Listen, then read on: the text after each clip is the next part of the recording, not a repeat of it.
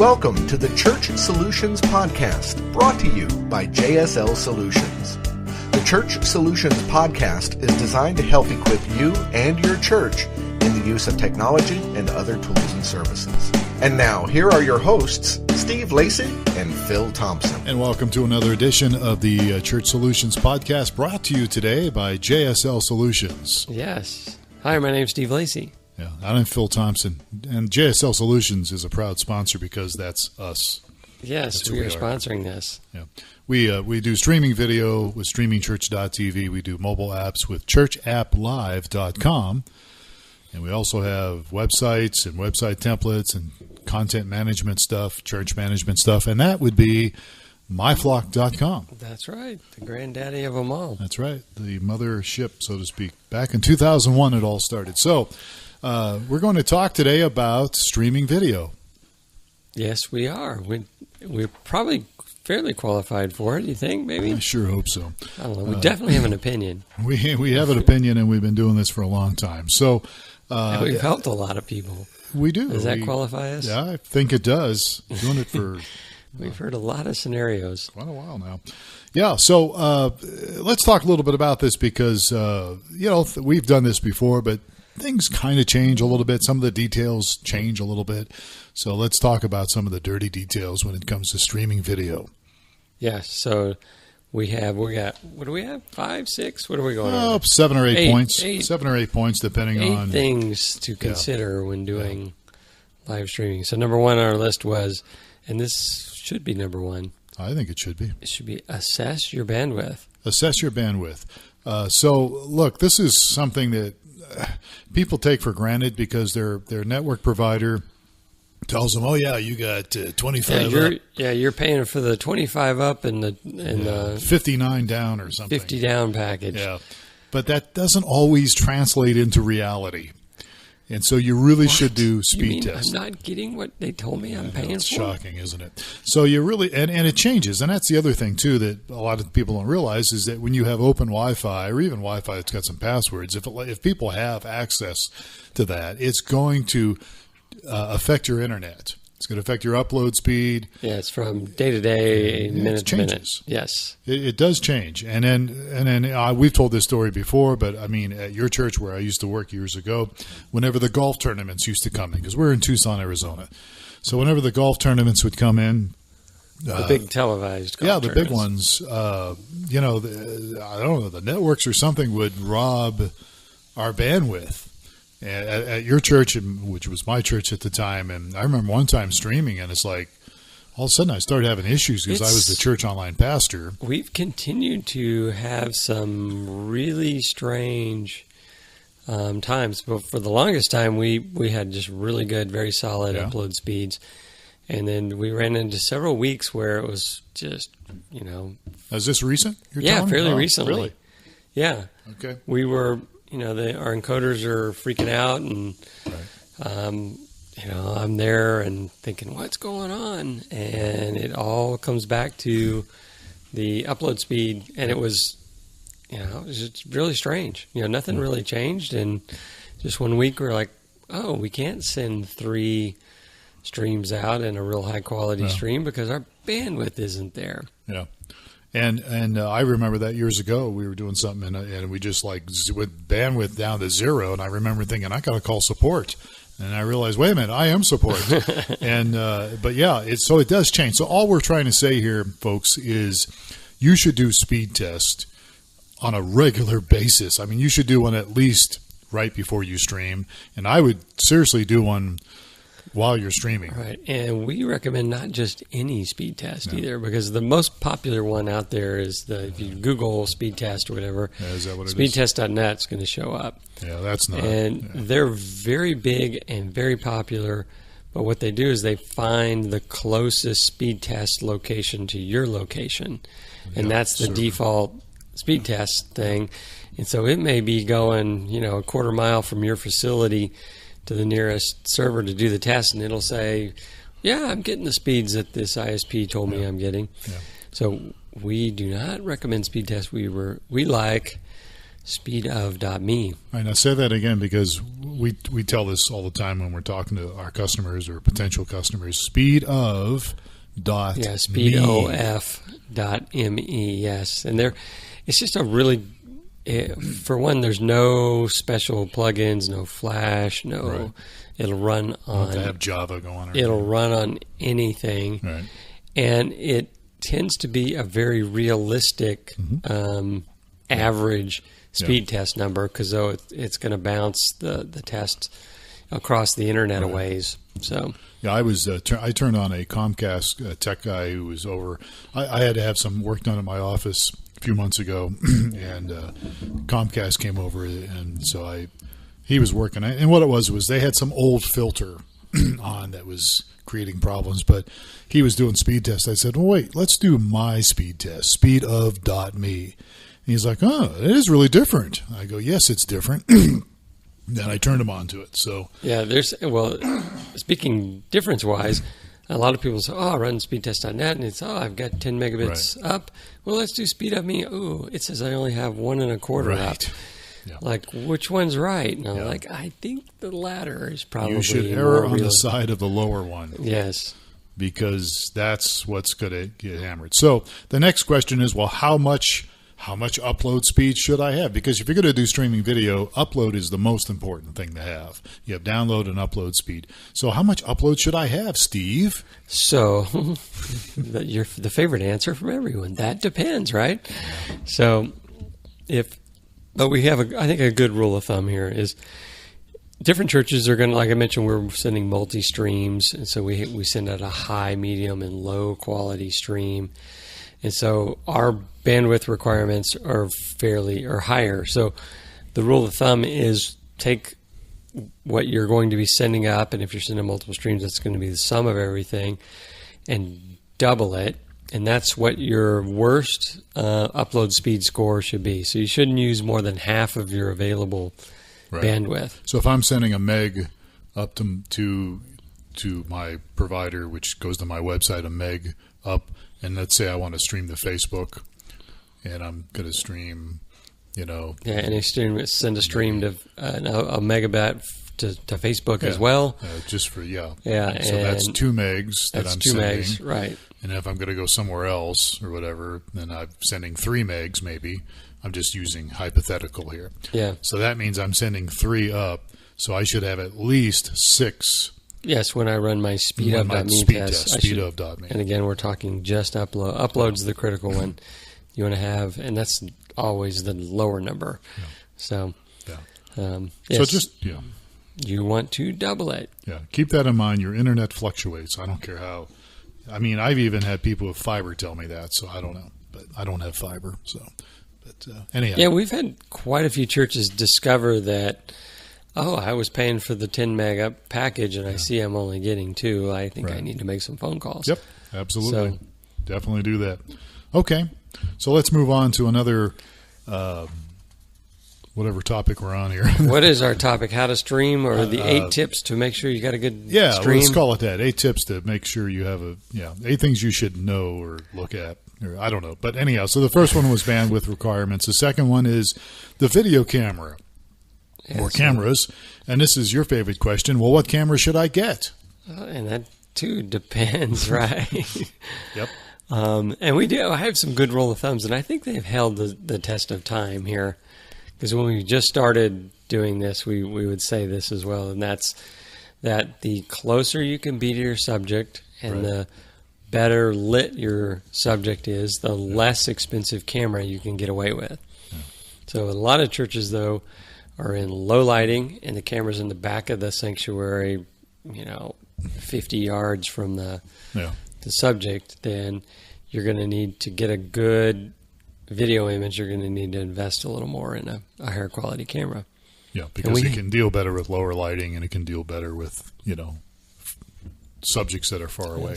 And I personally found that, we had just my home camcorder moving from one model to the next made a dramatic difference. You didn't realize just how terrible the old one was until you got the new one. I need to borrow that one these days. Yeah, you've got a really good one. So, and that goes on to the point is, there's pro consumer camcorders, there's The real professional you can spend $10,000 on. There's a consumer grade camcorder that I guess you have, which isn't the cheapest one, but it was under $1,000. Yeah, it was under $1,000. And it's really a pretty good camera. Yeah. So you could use that. That's actually a recommended camera. It's a favorite of a lot of the streaming people. Really? What's it called? It's a Sony? Canon Vixia G20 or G40, I believe, are the two models that are there. So, a lot of this question is going to depend on your budget. I had somebody ask me this the other day, and I said, well, what's your budget? And he laughed. He goes, all right, you got me. And there's different cameras for different purposes as well. Yeah. I mean, streaming from a phone is becoming more popular, or using a phone in your lineup of cameras is becoming more popular. Sling Studio, which is one of our people we work with, Sling Studio, you can use your iPad or you can use your iPhone or whatever, and depending on what you're trying to do with it, you can certainly do that. So I guess the bottom line is choose the video camera that's right for you. So you need to do a little research. You need to consider what your context is, what your situation is, lighting, size of your room, what you're trying to do, those kind of things. All right. Sounds good. So these are probably the number 2, 1 and 2 are most popular things. So number 3 on our list, and this is probably maybe could have been bumped down the list a little bit, but it's consider a video switcher for more professional looking multiple angle streams. Yeah. So again, this is if you have multiple cameras and you're going to start using multiple cameras, and we'll get into live encoders here in a little bit, but on some live encoders, they're kind of like little studios, so you could maybe bypass a hardware video switcher. All of them we recommend now have that capability, right? Yeah. So Well, yeah. For multiple video input and switching and all that. Yep. OBS doesn't do, does it? No, they do. Oh, that's right. Yeah, OBS does. Yeah, but again, if you want to do a little bit more video, a digital video switcher is something to consider. And again, they are not cheap. They're not cheap at all, but there's Roland makes one that's pretty reasonable and pretty good. Yeah, and you're talking a hardware video switcher. I'm talking hardware. We're going to talk. We'll talk about live encoders. Live encoders with software based in switchers. Yeah, we'll talk about that in a moment. But when it comes to hardware video switchers, which you can certainly use one of those and save a little bit on your CPU and your computer and do some things with it. And it's something to consider, but it might be something to consider down the road a ways if you're new to this. And you certainly are going to have to spend a couple $1,000s, to get one of those at least. So this is probably not on the must-have list of not really, no, things that you need. So number 4, though, and this is kind of ties into what we talked about earlier about cameras, right? And that make sure your pastor speakers are well lit. Yeah, make sure your presenter, your speaker, your person that's up there, your pastor. You want to make sure the lighting is good on them. Yeah. Because that will definitely help your image. And I'm not a videographer, but I know we have some churches that do just a great job of this. And I think they employ some tricks with backgrounds and stuff. Backlighting, to make the subject just really pop. So how you dress your subject too. Yeah. I think we went over that with your guy, Jeff Love. I think didn't we start dressing him a little differently? I think we did. And I have experience, and there's certain tight patterns on shirts and stuff that can really mess up a camera.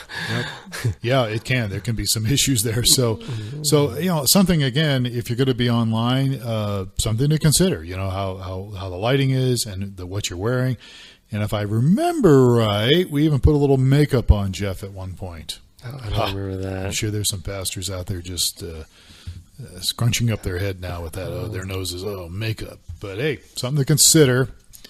I know it's not, that we won't get there, but yeah. So, all right, let's move on. Yeah, so this next one should have been our number 2 on the list here. Number 5 is make sure you're being heard.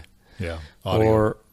Or just the audio's quality, because I have sat through some dropped in on some services, and you could definitely hear it, but you could not make out what it was because it was so over-modulated and overdriven. It was so annoying. So it's just ensure that you've got an adequate level and it's not distorted with the audio. One of the most important, when it comes to streaming video, one of the most important things is audio. Yes, and you've said this many a time. What do you say many a time regarding audio? Audio is more, I don't remember what I said, but audio is almost more important than video. That's kind of what you said, yeah. People will tolerate some bad...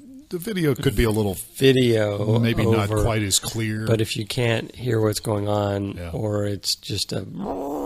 You know, which then people will, they will not stick around. Yeah, audio is important. And again, you know, there's probably a lot of questions like, well, how do I get good audio? We don't really have time to get into that, but usually the best way to do this is to get it from your mixing board. So hopefully the person speaking is well mic'd, and there's a signal that's nice and clear going to the mixing board in the back of your room, and there's an output on your mixing board that you can take, and you can send that to your live encoder. Now there's some ways you can modify that a little bit. You could actually send it to another mixer and even tweak it a little bit. We could get into that. If you have questions, just email us and we can get into details. But the idea of getting, I know some churches will use ambient sound from the camera. They've got the camera back there somewhere and it's picking up coming out of the main speakers. And that's what they're using to stream with. Stream the audio, yeah. So somebody starts coughing somebody starts coughing. Somebody's by the camera and decides they want to tell a story about what they did this past Saturday. Yeah, the camera's going to pick up because the microphone's by the camera. Yeah. It's not the best way to do it. No. So it's best to use the mic that the pastor speaks through. Should be kind of a closed circuit thing, so to speak, that it comes out of the mixing board. And again, we can help you with that, but you really need to tweak that and keep an eye on that. So, yeah. All right, so number 6 is talking about video encoders. Yep. So to do streaming video, you've got to have some kind of a live video encoder. There are hardware-based ones, and there are software-based ones. And we tend to move more towards a software one that you would download on a computer. Right. So you should consider that. And as you mentioned earlier, you can even, the ones out there now give you the ability to switch cameras. We have a lot of experience with the software-based ones, and the hardware-based ones typically is going to be a little higher budget item, and the whole interface and everything to do with it's going to be somewhat proprietary and unique to that hardware solution. Right. Whereas the software-based ones, you got a computer, you're typically running one of these common software encoders. Yeah, and there's different ones out there. We've done podcasts on this. vMix, Wirecast, OBS Studio is one that we like. There's other ones. There's XSplitter, which is some of the gaming kids, do use some of these things like XSplitter, and there's another one out there too that they do their gaming and they stream it. Right. Not quite figured out that yet, but that's what they do. And VidBlaster as well. VidBlaster's out there, yeah, absolutely. So, but we there's a bunch of them actually. Yeah, they're really out there. But we like vMix a lot. We kind of have our top 3, right? Yeah. vMix, OBS, Wirecast. Wirecast is not free at all. You can download Wirecast, and you can run it as a demo. You can run it all day long as a demo, but you're going to have the watermark that says Wirecast on it, and then you're going to have a voice that comes on that says, "This is Wirecast." Yes, just like that. It'll come on like every 30 seconds. So you really can't stream. So video encoder. What do we do with a video encoder? So this is where we're getting our camera and our audio inputs coming together, right? Right. You need a video capture device too, by the way, which isn't on here, but on these notes. But you should have it. So you can't just plug your camera directly into your computer. Well, unless you got a webcam, and you can do that. But if you have any kind of a camera, you need a video, what we call video capture device. Adapter is another word for it. Camera input goes in one end of it. The other end comes out and goes into your computer. Now, you could get a video capture card that goes in the slot of your desktop. You could do that. But the bottom line is you can't just plug the camera directly into your HDMI right. deal. So, but this software, this video encoder, what does that thing do? So this is where it does the magic. It does the magic. So the magic would be, it's kind of where you determine the quality of the stream you're sending out, both from a resolution and a bitrate speed thing. Mm-hmm. And you can also, we talked about video switchers. All these, the ones that we mainly deal with, all of them, I think, have video switching capability to switch. You can hook up multiple cameras, or you can switch between multiple sources where you have a camera and, say, a video file stored on the computer, or images on the computer, or whatever you want. You can do lower thirds, lower thirds. Mm-hmm. So you can do that with all of these guys. Yeah, and so let's see. And we mentioned bitrate earlier. Well, this is where you would adjust your bitrate. So there may have been people listening go, well, how do I adjust my bitrate? As far as what you're sending, you do that through your live encoder. So, and again, I'll mention this because it's not in the notes. But and if you're a customer of ours, we provide some recommended settings and some defaults and things like that. That's right. So if you want to know what those are, create a free trial with us. There you go. Just go to streamingchurch.tv. We'll get you set up. It's one of our sponsors for this podcast, streamingchurch.tv. So we should push them, and because they're us. But so you're looking at those kind of things. And that's one of the things that I think separates us from a lot of other companies is we will work with people and help you every step of the way that we can. So, all right. So you need a live video encoder. So we just mentioned that. And a video capture device that actually goes with that. And again, if you have questions, ask us. And the other thing you can do on this encoder is record the video. Yeah, you can. So you have your live stream underway, you can push the record button and record different quality to a different location. And So, and with us, you can obviously record to an on-demand server at the same time, but that's with us. That's a different thing. But yeah, you're right. With these live encoders, you can save a copy on your hard drive.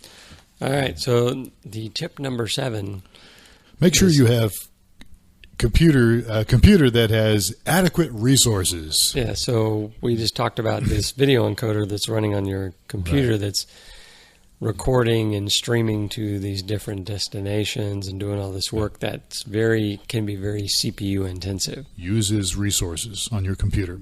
So it used to be when you and I first started doing this many, many years ago, there was a lot of the encoders were very simple and didn't use a lot of resources, and so you could use almost any computer that was relatively new and load the Flash Media Live encoder on there, which we don't recommend, by the way, anymore, and you could do some streaming. But as time has gone on and you get vMix or get Wirecast, they do use more resources. Yeah, and it's going to be a function of what you're doing with it. So if I'm sending multiple streams, it's going to soak up. So encoding 2 streams is twice the work of encoding 1. Mm-hmm. Yeah. So it's something to keep an eye on. And you can get away with, if you're sending one stream at a moderate rate, you don't need the most expensive computer around. It will handle it. Yeah. But if you just want to make sure you have some margin there. Right. Yeah. And so, the question is, well, what do I need? What do you recommend? Well, again, as Steve said, it just kind of depends on what you're doing. But normally, if you're running a PC, Windows 10, one of your favorite operating systems, or Mac OS, what's the latest Mac operating system? Is it High Sierra or is it something else? Yes, I think as you have High Sierra. I wrote this down, so I couldn't remember. I don't have a Mac anymore. I think it is an Intel Core i7 processor would be nice to have. You don't have to go that high, but I think it would be helpful. 8 gigabytes would be helpful. What's really nice is solid state. Solid state disk would be great. Again, you don't have to do a solid state disk, but it would be good. But here's something that I'm liking more and more, and that is the video card. An NVIDIA card with at least 1 gigabyte memory is really very helpful to reducing your computer resources, so the load. Your memory card's going to take some of the load off. Yeah. And NVIDIA is big. My kids all built up gaming computers in their day. Yeah. So they're a big gaming. Yeah. So, I mean, I have not recommended NVIDIA cards to most of our customers, but I'm starting to think that's something that if you've got the budget for it, consider doing it, because our buddy up in Prescott got one, and he loves it. He does all sorts of things. And it's NVIDIA NVIDIA card, and you can look it up online, and there's different ones out there. So again, the bottom line is your computer's got to have resources, and we run into this quite often with people that are new to streaming when they're trying to do multiple things, and then their CPU is running at 99% or 100%. Guess what happens? Nothing good. Yes.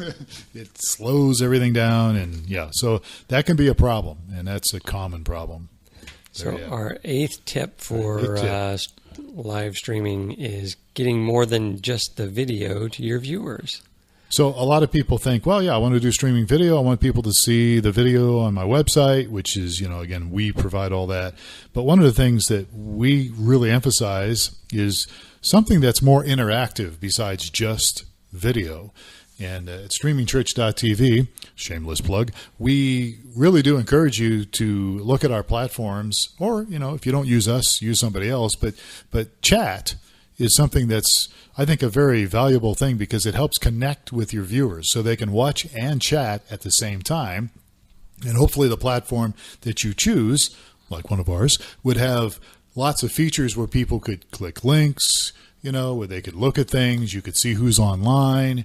You could, you could request prayer. You could, there's all kinds of, you want to do the stuff you do at church, you want to be able to replicate that online. Yeah, so and people attending online can have the same experience. Yeah, and again, you're connecting with people, so it's not just people staring at a video. And with us, people can just go video only, and some people do that. But we found that if you really want to reach people, connect with people, and build some kind of community, even though it's online, having that those interactive tools, those interactive features really can help build some relationship. And especially if they're new, they're going to check you out a few times. And then if you're in the neighborhood, they're probably going to come and visit you if they like what they see and if they're able to connect in some manner. Exactly. And they'll be able to show up and say, I know this guy, and this guy from the chat room. Which we've seen happen time and time again at our churches. All right, so we're out of time. All right. So technology really is impacting people's lives. Why not use it to build the kingdom? And the internet is a great way to do that. So if you have questions about that, just send us an email, support@streamingchurch.tv. That's, again, one of our domains and one of the things we do. And we would be glad to help you answer any questions. Even if you don't do a free trial with us, we'll still help you. We will. Because we're out there for you. So that's it. So he's Steve Lacy. I'm Phil Thompson. We're out of time. Thanks for listening. Catch us again on another edition of the Church Solutions Podcast. Take care.